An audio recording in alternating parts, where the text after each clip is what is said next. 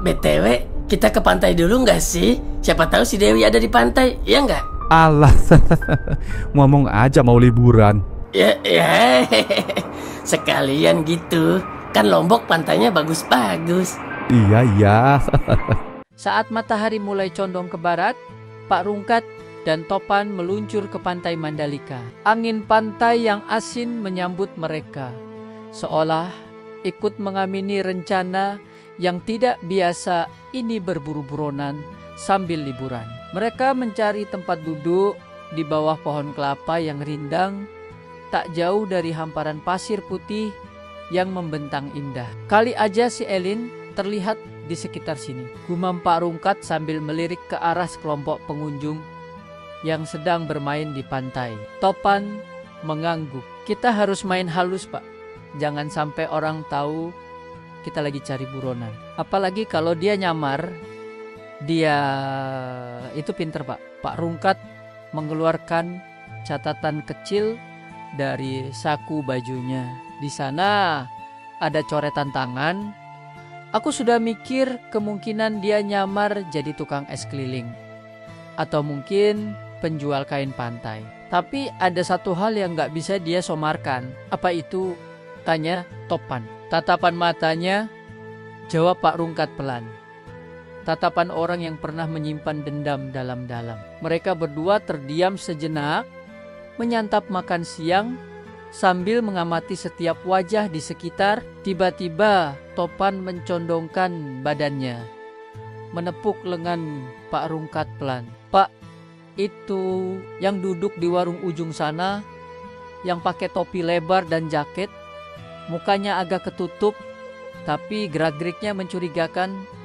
Pak Rungkat memperhatikan dengan saksama. Itu bisa aja dia, atau bisa juga bukan, tapi instingku bilang kita dekati pelan-pelan. Mereka berdiri, berjalan pelan, sambil pura-pura menikmati pemandangan. Saat tinggal beberapa meter, si wanita yang mereka curigai tiba-tiba berdiri dan membayar buru-buru ke pemilik warung. Dia berjalan cepat ke arah perbukitan kecil di sisi pantai.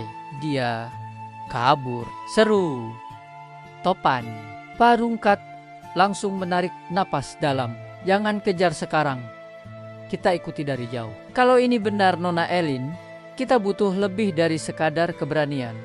Topan mengangguk di antara desir ombak dan senja yang mulai turun perlahan. Dua pria itu sadar misi teka-teki mereka menjadi liburan. Lalu terdengar suara angin pantai menyapu bisikan Pak Rungkat Elin. Kalau kau memang di sini, kau pasti tahu kita tidak akan menyerah secepat itu. Mereka menuruni pasir lembut dengan hati-hati, membiarkan jarak sekitar 50 meter antara mereka dan wanita berjubah jaket itu. Langkahnya cepat, namun tak sampai lari tanda bahwa dia belum yakin apakah sedang diikuti atau tidak. Jejaknya sesekali menghilang tertutup oleh embusan angin dan kaki anak kanok yang bermain di pasir. Pak Rungkat menurunkan topinya, menyembunyikan wajahnya sedikit. Kita harus cepat sebelum dia masuk ke balik bukit. Setelah itu sinyal bisa hilang dan dia bisa menghilang seperti hantu. Topan mengangguk.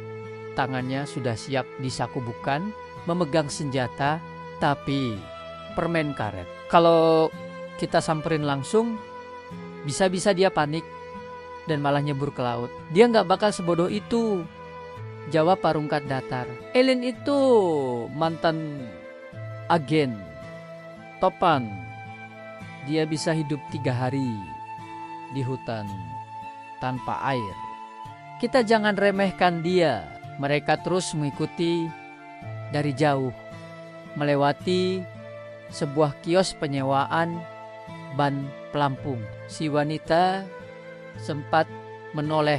Matanya hanya terlihat sekilas di balik kacamata hitam besar, tapi cukup untuk membuat Pak Rungkat berhenti sejenak. Itu dia, bisiknya.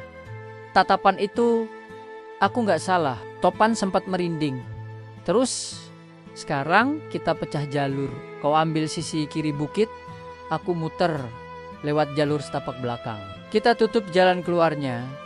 Tapi ingat, jangan kontak dulu. Kita harus pastikan 100% ini dia Topan berlari kecil ke arah kiri, menyelinap di antara semak dan pohon pandan liar. Pak Rungkat berjalan tenang lewat jalur sempit yang biasa dipakai warga untuk naik ke bukit kecil itu. Langit mulai jingga dan suara debur ombak terdengar lebih kencang.